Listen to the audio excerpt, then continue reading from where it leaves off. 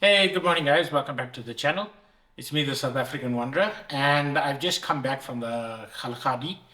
But before I jump into the 15,000 photos and all the videos I took while I was out there last week, I just wanted to give you a quick update on the fish tank, the aquarium, the planted aquarium that I did the first video for about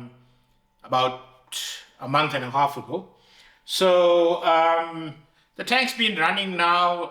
It's the 26th of March today, so it's been running about um, 8 weeks almost. Yeah. So we started it on the 6th of Feb. So yeah, 7 weeks now. And I just wanted to give you all an update. Firstly, on what we did, after we set up the hardscape, and then take you through the planting, and then some of the maintenance that we did after setting up the tank. So while I was at Acquature in Parkhurst, just a update, they've now moved their gallery to the Soho district in Rosebank, in the Rosebank Mall. I think just because you will get more foot traffic, and if you are in the mall, just go check them out. So once we'd set up the hardscape, which was sort of the end of the last video, we went through and did the planting. So Chris helped me with the initial planting. We only did the background and some of the mid-ground plants because they were still waiting on a plant order. So just to remember the names is going to be a little bit difficult, so forgive me if I falter. But the first three plants that we put in were Rotala rotundifolia, which is a background plant, and then Cyperus hilferi, which is a sort of a grass, slow-growing grass. And then we put in Anubis nana petite, which is a epiphyte plant that you can stick on different parts of the hardscape, basically. So this is the Anubis nana petite, Cypress helferi, which we'll use as a background grass screen almost. And then this is Rotala rotundifolia. So the plants all came in these what they call in vitro pots, and the advantage of using those pots is, you could actually divide the pot into a number of plants. So that's what we did with the Rotala rotundifolia, as well as the Cypress hilferi. And then the Anubis is more of a rhizome plant. So in any single pot, you'll get 4 or 5 different rhizomes, and you can separate them out and place them on your hardscape with some plant glue, which Chris helped do as well. So then their delivery did not come through. So about a week later, I went through to Aqua Empire. I was in the Rudaport area, so I went through to Aqua Empire, who had been recommended by someone on Instagram, actually. And they had the sort of mid-ground and foreground plants that I wanted to add to the aquarium. So we got some, I think it's Eliocarus pavula, which is a dwarf hairgrass for the foreground. That's been struggling a little bit, but I planted that myself. And then we got hydrocotyl tripotata I think it's mini, or the mini version of the hydrocotyl. That's more of a sort of a fast-growing epiphyte plant. So we had the slow-growing anubis, and we planted the hydrocotyl. We stuck to the top of the wood, and it's now cascaded lovely, all through the wood and the hardscape. And then the last one was the cryptocorine Wendy TI. So that was the last plant that I wanted to add to specifically the mid-ground, and there was a little bit of a sort of a hollow in the wood. So I added the crypt in there. So the crypt is actually an easy, low demand for light and CO2 plant.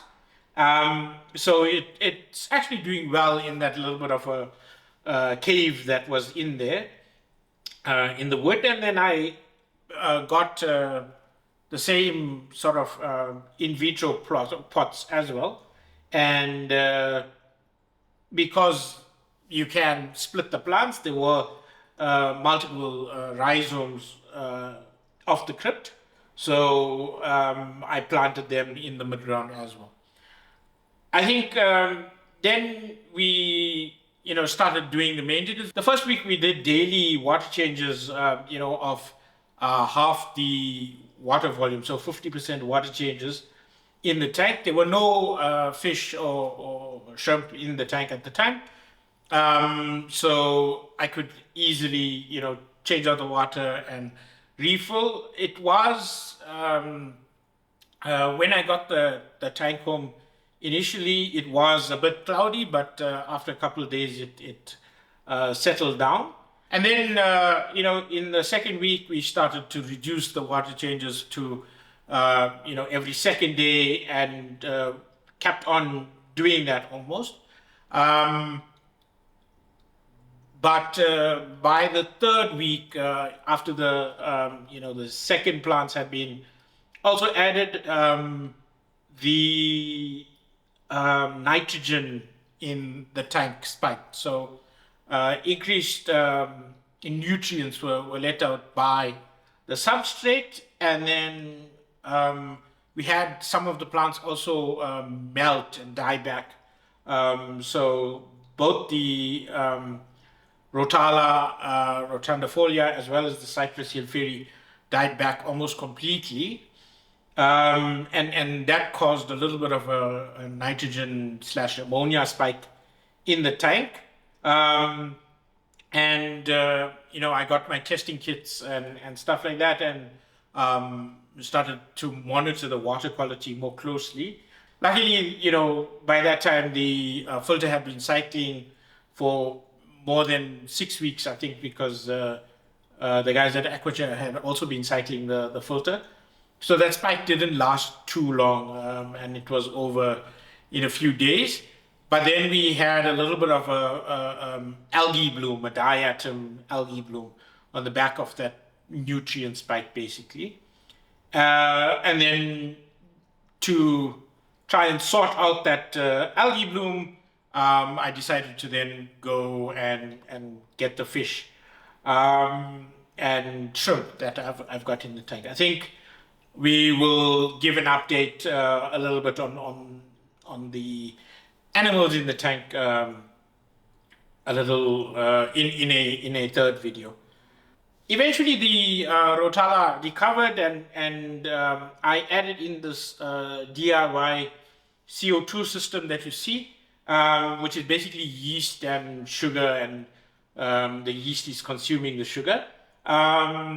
And that seems to have helped the Rotala and some of the other plants grow quite vigorously. I think the foreground dwarf grass is just taking a little bit of time to come in. I think it just needs a little bit of a stronger light. So now that all the algae problems are done, and the animals in the tank are quite well settled in, I'm actually going to increase the duration of the light and see if that helps. I've been running it at 9 hours on a timer, so I'm going to just increase it to maybe 10 hours and then maybe 11 or 12 hours. Let's just see how that works. And then the Cypress heel fairy, the sort of the background grass that I had planted on the one side of the tank, that after the dieback never really recovered. So it melted, and I was hoping that it would send out new shoots, and eventually had to concede that it was not gonna recover. So then I went through to Aqua Empire again. I was guiding in Kloofendal, and on my way home I stopped past again and got some longer hair grass. So Eliocharis, I just can't remember the name now. It's another Eliocharis species. I'll put the name in on the video.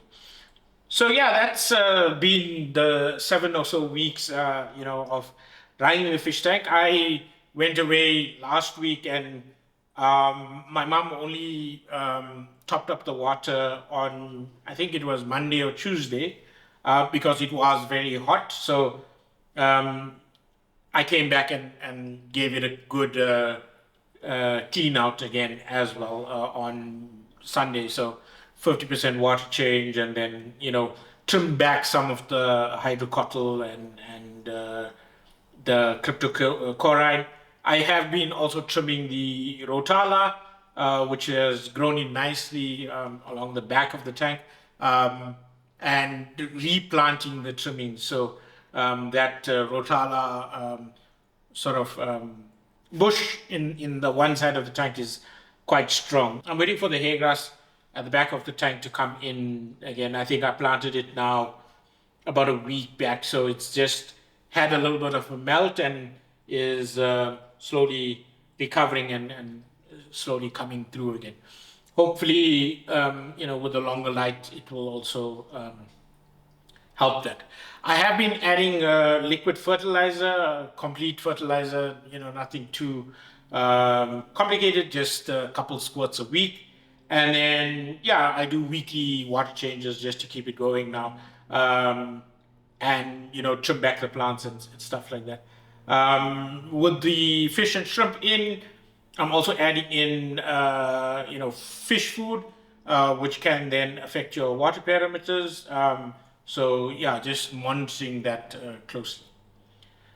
I'll just try and get some video of the tank as it is at the moment. It's got a little bit of algae on the front glass, so it may be, not too clean and clear, but I think I'm enjoying sort of the ecosystem rather than trying to keep it crystal clear, and watching the shrimp go about their work and the fish that I've put in go about their work as well. I'll do another video just quickly on the fish and shrimp and what I've put in and some of the trials and tribulations I've had with them. But for now, we're going to sign off. That's the quick update on the tank. And watch out for the upcoming Kalahari content. So lots of lions and cheetah and lots of birds. So I really enjoyed that trip. I'm going to sign off now, and let's give you some B-roll on the fish and shrimp going about their business.